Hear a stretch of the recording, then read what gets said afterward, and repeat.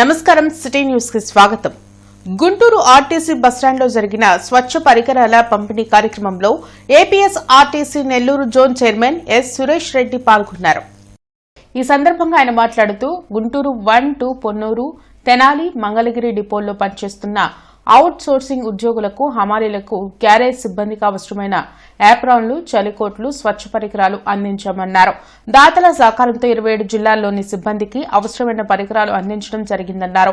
ఆంధ్రప్రదేశ్లో స్త్రీ శక్తి పథకం విజయవంతమైందన్నారు. స్వచ్ఛ ఆర్టీసీని మెరుగుపరిచేందుకు కార్యక్రమాలు నిర్వహిస్తున్నామని తెలిపారు. ఈ కార్యక్రమంలో జిల్లా బీజేపీ అధ్యక్షులు తిరుపతిరావు, గుంటూరు ఆర్ఎం, డిపో మేనేజర్లు, సిబ్బంది పాల్గొన్నారు. దీనికి కావాల్సినటువంటి పరికరాలందరినీ కూడా దాతల సహాయంతో మా యొక్క 27 డిపోల్లో కూడా ఇస్తూ ఉన్నాం. నెల్లూరు జిల్లా పూర్తి అయింది, ఇవాళ గుంటూరులో పూర్తి అవుతుంది. దాని కారణంగానే ఇవాళ ఇక్కడికి వచ్చి వాళ్ళకి కావాల్సినటువంటి యాప్రాన్స్ కానివ్వండి, చలికోట్లు కానీ లేదా చీరలు కానీ ఇవన్నీ కూడా వాళ్ళని ప్రోత్సహించడానికి కోసంగా. ఎందుకంటే స్వచ్ఛ ఆర్టీసీ అనేటువంటిది పరికరాలు, డస్ట్బిన్స్ కానివ్వండి, దానికి కావాల్సిన బకెట్స్ అందరినీ కూడా భాగస్వాములు చేయడం. ఇక్కడ ఉన్నటువంటి ఎంప్లాయీస్తో సహా వ్యాపారస్తులు, కార్గో వాళ్ళు అందరం కూడా ఒక సమిష్టిగా తీసుకొని ప్రయాణికులకు మరింత మెరుగైన సౌకర్యాలు ఇవ్వాలా, పరిశుభ్రత పెంచాలనే ఉద్దేశంతో చేస్తున్నాం.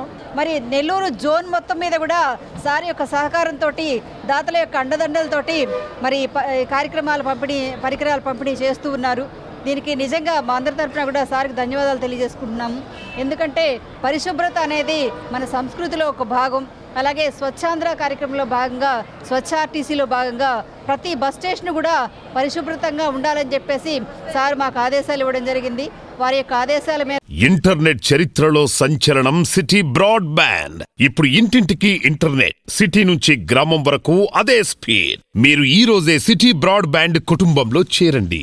ముఖ్యమంత్రి చంద్రబాబు నాయుడు స్పోర్ట్స్ కు అధిక ప్రాధాన్యత ఇస్తున్నారని శాప్ చైర్మన్ రవినాయుడు ఆనందం వెల్లబుచ్చారు. Hindu college of engineering and టెక్నాలజీలో జరిగిన Adarsh 2025 state level sport fest కు శాప్ చైర్మన్ రవినాయుడు, మేయర్ కొబలిమూడి రవీంద్ర ముఖ్య అతిథులుగా హాజరయ్యారు. ఈ సందర్భంగా రవినాయుడు మాట్లాడుతూ ఈ స్పోర్ట్స్ మీట్ లో 2 తెలుగు రాష్ట్రాల నుంచి 1100 మంది క్రీడాకారులు పాల్గొనడం సంతోషంగా ఉందన్నారు. మొదటి నుంచి స్పోర్ట్స్ ను ప్రోత్సహించి ఎంతో మంది క్రీడాకారులను తయారు చేసిన ఏకైక ముఖ్యమంత్రి చంద్రబాబు నాయుడు అని కొనియాడారు. అందుకే అమరావతి రాజధానిలో 1400 ఎకరాల్లో స్పోర్ట్స్ క్యాపిటల్ ఏర్పాటు చేస్తున్నారని చెప్పారు. నగరంలో ఆదర్శ్ 2025 స్పోర్ట్స్ ఫెస్ట్ నిర్వహించడం గర్వంగా ఉందని మేయర్ కోవెలమూడి రవీంద్ర అన్నారు. ఈ కార్యక్రమంలో ప్రిన్సిపల్ చిన్నం సుబ్బారావు, రామకృష్ణమూర్తి, సోమయాజులు, సంతోష్ తదితరులు పాల్గొన్నారు. ఈరోజు అందరికీ ఆదర్శప్రాయంగా హిందూ కళాశాల, హిందూ యాజమాన్యం ముందుకు తీసుకెళ్తుంది. ముఖ్యంగా క్రీడలకు మొదటి ప్రాధాన్యత ఇస్తున్నారు.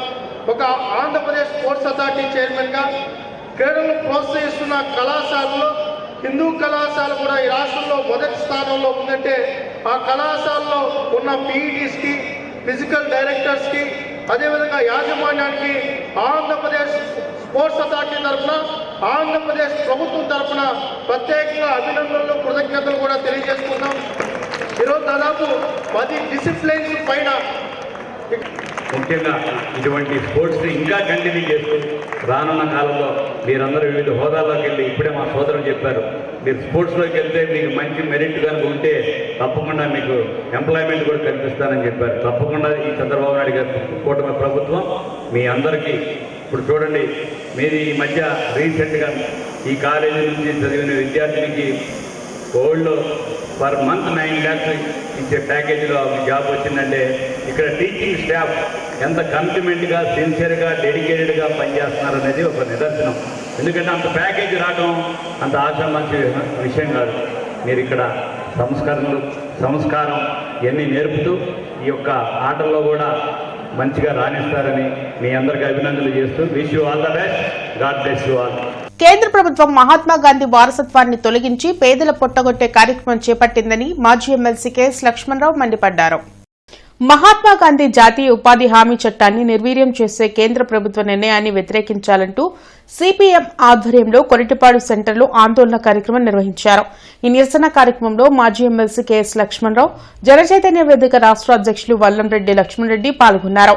ఈ సందర్భంగా వారు మాట్లాడుతూ 2005లో మహాత్మాగాంధీ జాతీయ ఉపాధి హామీ చట్టం పేద ప్రజల కోసం తెచ్చారని గుర్తు చేశారు. గత 2 దశాబ్దాల పాటు ఈ పథకం గొప్ప విజయం సాధించిందన్నారు. కానీ నేడు మోడీ ప్రభుత్వం ఈ పథకం పేరు మార్చడం దారుణమన్నారు. ఈ కార్యక్రమంలో నల్లికాత్, ఆది నికల్సన్, బి లక్ష్మణరావు, ప్రసాద్ తదితరులు పాల్గొన్నారు. మొత్తం మీద దీని అంతరార్థం ఏంటంటే మహాత్మా గాంధీ వారసత్వాన్ని తొలగించడం, రెండోది గ్రామీణ పేదల యొక్క పొట్టకొట్టడం దీని ముఖ్యమైన ఉద్దేశం. దీన్ని తీవ్రంగా ఖండిస్తున్నాం. కొత్త బిల్లుని రాత్రి దుర్మార్గంగా 12:30 దాకా సభలు నడిపి ఆమోదించారు. బహుశా వాళ్ళ రాష్ట్రపతి కూడా ఆమోద ముద్ర వేసేయచ్చు. ఇది చాలా దుర్మార్గమైన విషయం. దేశవ్యాప్తంగా అభ్యుదయవాదులు కానీ, సాధారణ ప్రజానీకం కానీ, ప్రజలందరూ కూడా ఈ చర్యను ఖండించాలని చెప్పేసి కోరుతూ ఈరోజు సిపిఎం పార్టీ ఆధ్వర్యంలో రాష్ట్ర వ్యాప్తంగా ఈ నిరసనలు తెలియజేస్తూ ఉన్నాయి. మేమందరం కూడా నిరసన వ్యక్తం చేస్తూ ఉన్నాం. చట్టం అయితే గ్యారంటీగా అమలవుతుంది, పథకం అయితే పరిపాలకుల ఇష్టాయిష్టాల మీద ఉంటుంది. దాంతోపాటు రాష్ట్రాల మీద భారం పడేది ఈ పథకం. అందుకని తీవ్రంగా వ్యతిరేకిస్తూ ఉన్నాం. ఖచ్చితంగా ఈ ప్రభుత్వం పార్లమెంటులో, రాజ్యసభలో, మొత్తం అసెంబ్లీలో ఈ చట్టాన్ని అమల్లోకి తీసుకొచ్చినా కానీ ప్రజా ఉద్యమం ద్వారా ఈ పథకాన్ని తిప్పికొడతాము. ప్రజా ఉద్యమం ద్వారా ఈ పథకాన్ని లేకుండా పాత చట్టాన్ని అమల్లోకి తీసుకొచ్చేందుకు ప్రయత్నం చేస్తామని చెప్పి తెలియజేస్తూ ఉన్నాం. ఈరోజు రాష్ట్రాలపై పెత్తనం విపరీతంగా పెరుగుతూ ఉంది కేంద్ర ప్రభుత్వం. రాష్ట్రాల యొక్క అనుమతులు తీసుకోకుండా, రాష్ట్రాలతో సంప్రదించకుండా నేరుగా రాష్ట్రాలపై భారం పడే విధంగా గతంలో 100 రూపాయలు ఖర్చు పెడితే 90 రూపాయలు కేంద్రం ఇచ్చేది, 10 రూపాయలు మాత్రమే రాష్ట్రాల మీద పడేది. ఈరోజు 60 రూపాయలు కేంద్రం ఇస్తుంది, 40 రూపాయలు రాష్ట్రమే పడుతుంది. ఈ పెనుభారాన్ని తగ్గించుకోవడానికి చాలా రాష్ట్రాలు ముందుకు వచ్చే అవకాశం లేదు. ఉపాధి హామీ పథకం హామీ లేని పథకంగా మారే అవకాశం ఉంది. జిల్లాలో అలుముకున్న పొగమంచుతో వాహనదారులు పలు ఇబ్బందులకు గురవుతున్నారు. డిసెంబర్ నెల చివరకు వచ్చేసరికి చలి తీవ్రత పెరిగింది.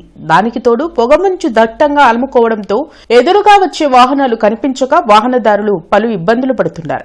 ఉదయం 8 గంటల వరకు ఈ పొగమంచు ప్రజలను ఇబ్బందులకు గురిచేస్తోంది. ఈ సమయం ప్రయాణం సాగించే వాహనాలకు పసుపు రంగు లైట్లు ఏర్పాటు చేసుకోవాలని అధికారులు సూచిస్తున్నారు. ఆ లైట్ల వెలుగు ఎక్కువ దూరం ప్రసరించడం వలన వాహనాలను గుర్తించే అవకాశం ఉంటుందన్నారు.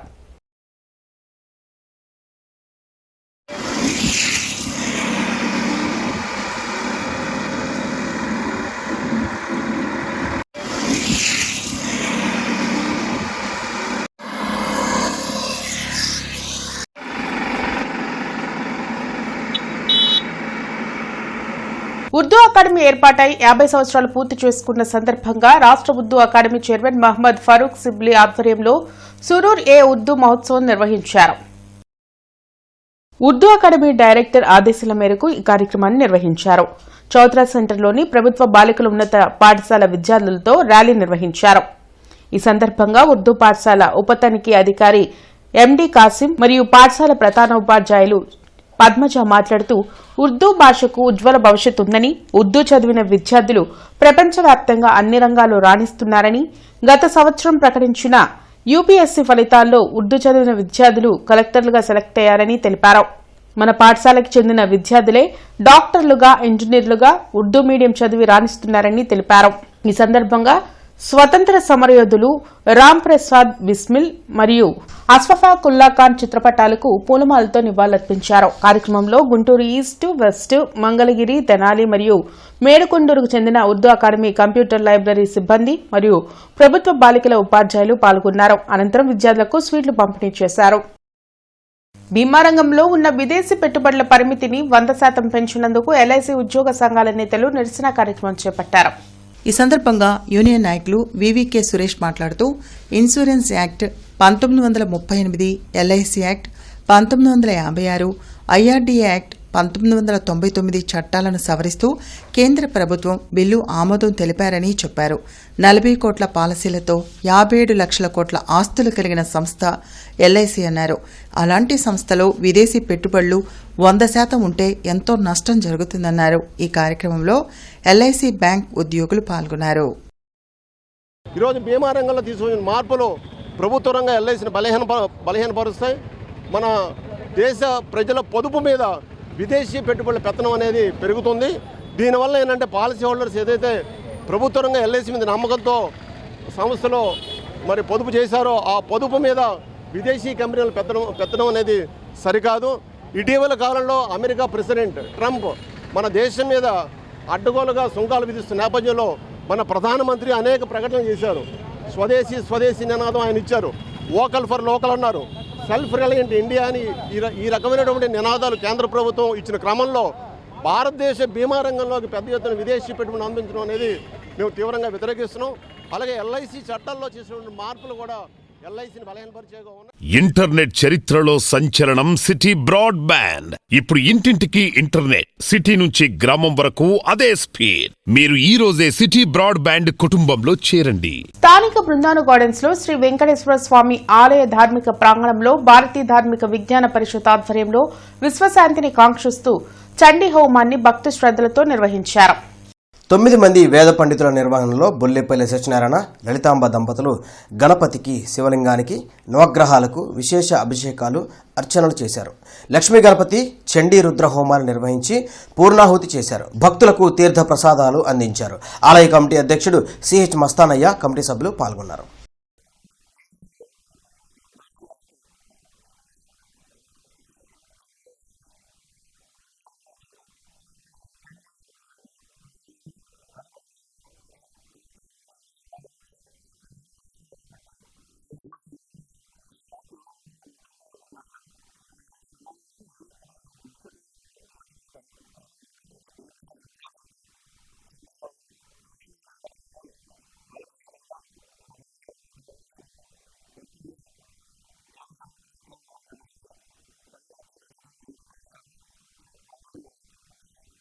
ఇవి ఇప్పటివరకున్న వార్తా వివరాలు. మరికొన్ని వార్తా విశేషాలతో మళ్ళీ కలుద్దాం. అంతవరకు సెలవు. నమస్కారం.